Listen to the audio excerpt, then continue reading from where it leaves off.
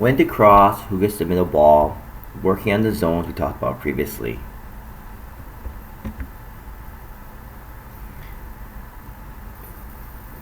We gotta divide the court, follow the ball.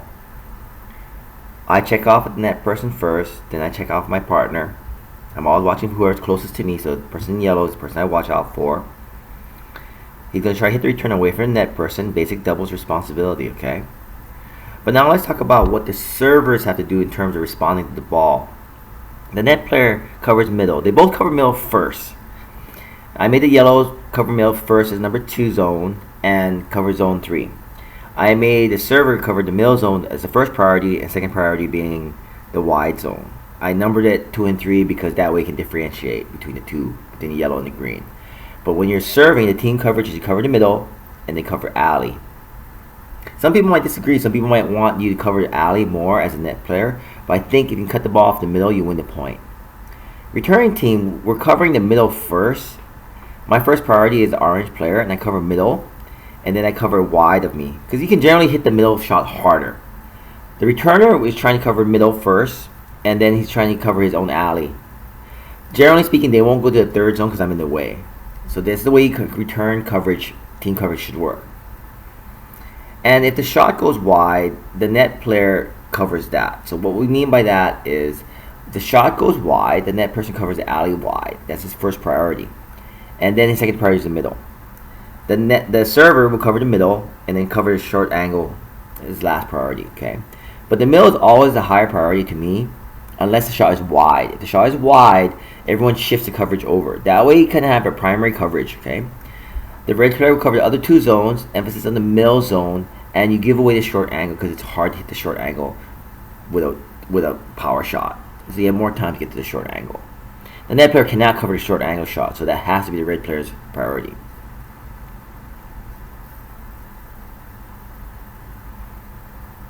When the ball is low like that, just take it back to the person. I check out for a drop shot. Ball is low, keep the ball in front of you. There's nothing you can do with the ball, but keeping the ball in front of you, you maintain position. See, nothing done. Position is all safe, everything covered. Now, my partner has multiple options in the forehand. Line, middle, or wide. And he could lob too, but my partner never lobs. So that's important to know that he never lobs, because then I can stay in. If he lobs, I have to watch out for a lob. I would have to retreat. So they're both kind of deep, so a lob would be a bad shot also. So he's going to either hit the line shot, the middle shot, or the wide shot. And I'm anticipating both, but I check off on the person closest to me, the person in orange. Think about that for a second. Then he takes a shot. I'm checking off. I cover shot to 1 and then to 2 because my partner is lefty. He generally likes to go cross court more often than down the line. So I know his tendencies. His tendencies are cross court, which I agree with because it's short, height of net, longer distance. So I'm checking off on 1 first, but I'm aware of 2.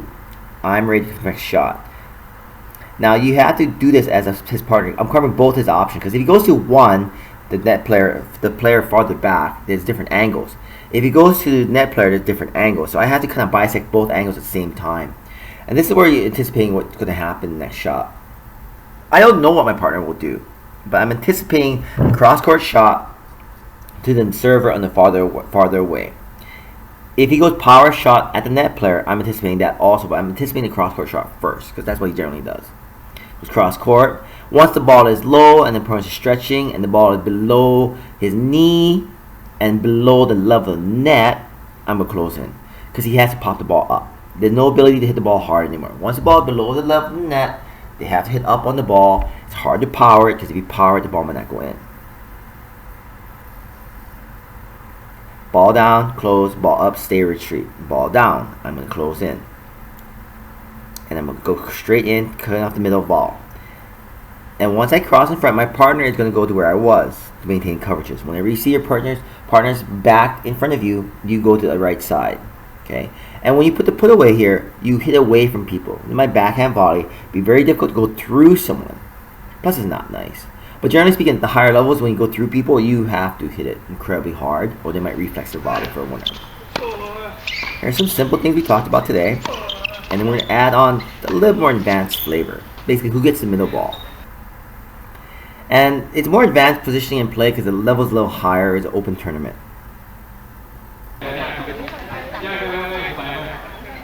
We'll talk about the difference in formation and what's also going on in the point. Ridiculous. Alright, notice the difference in formation. Look where I'm standing. I'm not standing further in anymore because it's the first serve and I block the return. See, if I stand service line inside the service box, I block the inside out backhand return if the partner serves down the middle. So I have to stand farther back on the first serve. Once the ball clears the net person, I close in. But notice how far in the net person is also. I mean, they're giving a lot alley. And the net player will move with the serve also. That's the key point here. You show this, but the net player moves the serve. I show this by move with contact with the ball. We have a wide serve. The player at net should go wide, covered down the line. I can close in now. Right? He shifted a little bit. This is the original position. I'm watching for 1 first because he's closer, then I watch for 2.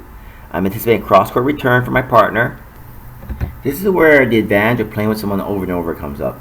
On the wide serve, I'm anticipating cross-court return to 2, but I'm also watching for a shot to 1. If the shot goes to 1, I have covered down the middle. If the shot goes to 2, I can cover alley. This is what's going to happen right here. As I come in, I'm covering alley first, but I really want the middle shot. So if I take the middle shot, I will win the point. If I take the middle ball, generally speaking, you almost always win the point. So I'm covering alley first because I have to. Ball is wide, I cover alley. My partner will have the middle, and we'll go with short angle. He goes deep short angle, which is actually pretty cool. It goes high, I can't get to it. I tried to cut it off, but I can't get to it. Now, check this out. The ball is behind me. Check the person in front of you. See what they're doing. I'm really in. I thought my partner might come to the net. I have to retreat now. The ball bounces. Once the ball bounces, and that's an offensive shot anymore, I'm going to be in a bad position, so I have to retreat. And then, as I'm retreating, I'm facing both of them forward, and I'm backpedaling with racket ready. When my partner strikes the ball, I will stop, and I will anticipate the next shot. You have to stop when your partner hits the ball so you can read the next shot. Don't just blindly retreat. Bam, and watch, they're taking a nice split step right there too. Now their responsibility is the green will cover the alley, and the yellow will cover 2 and the wide. Those are generally your responsibilities. The green person at net will also cover the middle, but his first priority is the alley, and then the second player will cover the yellow, will cover the middle, and we give up short angle because the short angle is hard to hit. Okay, I'm retreating, ball bounces, my partner's getting ready for a shot. They're both split step, they're both moving to the ball, they both shifted. The court shifted because the ball is in the alley on my side, so they both have a shift to their side, covering the alley. The partner takes a beautiful shot down the line. See, there's a shift right there, cover line, check off, retreat. I'm in trouble, I'm in bad place. Ball strikes, I pause, I'm ready. And now what's going to happen is the ball is coming into court. Green will cover the middle first, and the side second. Yellow will cover middle first and side second. And this middle ball is not enough on the middle for me, but it's up to my partner. And normally my partner would probably come up and hit a backhand. No, it's not close enough to me to get. If I go to cover that ball, my partner will have to come all the way on my side, cover me.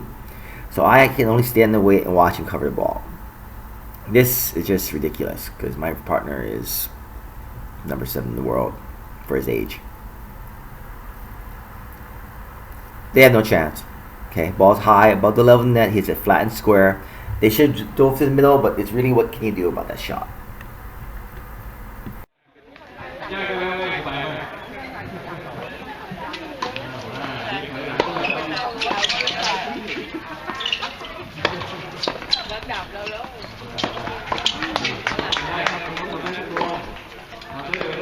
Who takes the middle ball? Let's review what we talked about. First, we build upon dividing the court into thirds, and you follow the ball. When you're at net, as I am, you check off on whoever's closest to you first. I check off on the orange first and the server second. Net player does the same thing. Net player checks off on who's striking the ball. Like the baseline striking the ball, so he's worried about the ball, not me, right? And so he will check off on the ball first. The serving team coverage responsibilities are as follows. They both cover the middle, and they both cover the alleys. Server covers alley on the wide, net player covers alley closest to his side. So you cover your zone you're in and the middle zone. I think that's the easiest way to break up the court when you divide the thirds. Cover the middle zone and the zone you're in. Double is all about taking the middle of the court, just like singles. Now, the returners, have similar responsibilities. We both cover the middle and cover the ad. Okay, but the return primary responsibility is to get the ball away from the net person. I'm standing further in than normal, and it works out for us because I'm standing in and away, and the serves are moderate. If they have big serves, you might want to stand two back on the first serve, but remember, there's only two back on the first serve. Second serve, you come back up to the court. So cover the middle first and cover the wides. If the shot goes wide, the server's partner must move wide to cover it. So if the shot is wide, the net person covers the alley. Shot is wide, you go wide. Okay. My responsibility is if the shot is wide, I cover middle. My responsibility is to cover the middle, and I give it a short angle. Because generally speaking, most players at the net are trained to play the shot between us, go down the middle. The red player covers the other two zones, covers the middle court with emphasis in the middle zone, and covers the short angle zone. You can't cover everything for your partner. When you divide the court into 3 zones, you can basically cover 2 zones, and you try to overlap your 2 zones. It makes a lot of sense. You overlap your middle zone and cover your side zones. You divide the court into 50-50, but I don't like 50-50. I like a little bit more than 50. There's multiple options of forehand. Don't lob if they're both too far back. You can take the line, middle, or wide, 3 zones. I need to know what my partner likes to do, and as a doubles partner, you want to be consistent. If you play the middle, you always play the middle. If you play the wide, you always play the wide. If you play the line, you always play the line. As long as I know what you're going to do, it's okay that you do the same thing over and over again. It's when you change up your shot selection that makes it difficult for me to play with you. Now, I cover the shot deep because I anticipate that's where the shot's going to go, and I cover the secondary shot second. Because I have to cover both shots. I don't know what's going to come next. I have to be ready for the next shot. And so, I'm covering their responses. That's the key to anticipation of the next shot. Will it go to 1 or will it go to 2? I have to anticipate if it goes down the line that the person will hit the ball down the middle.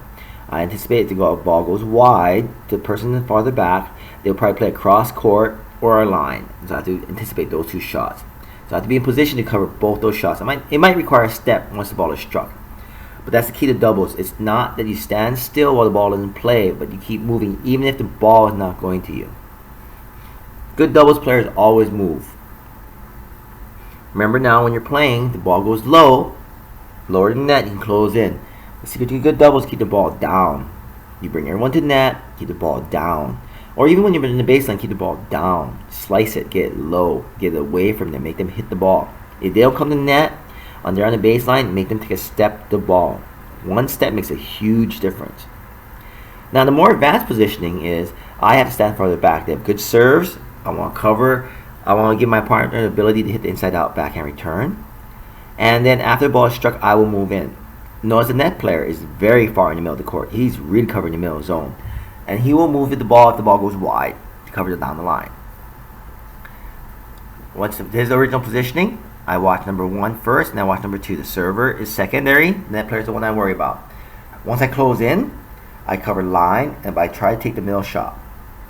My priority is middle shot, but I have to cover the line. Once the ball is in play, the green will cover the alley, 1. The yellow will cover 2. The ball is on the forehand side, on my side of the court. The net player covers alley. Yellow player covers 2 first, and then you give up 3 because for them to hit the short angle, they have to take some off of the ball. Well, most of them. Okay, so that's the priority. You can't cover everything, but you want to cover one thing very, very well. Now, once the ball is in play and the ball is back in the middle of the court, you both overlap the middle of the zone between you and give up the sides. So green will cover 1 first and give up 2. Yellow will cover 2 first and give up 3.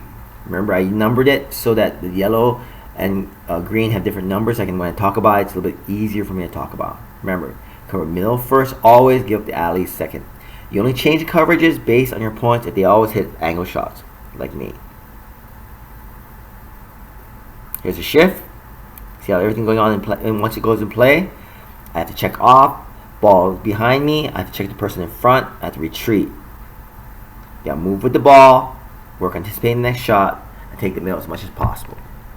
Hopefully it continues to educate you on how to play doubles, and hopefully your doubles play will be better. Remember, if you take the middle ball, you generally will win the point if you strike the ball and they weren't expecting it.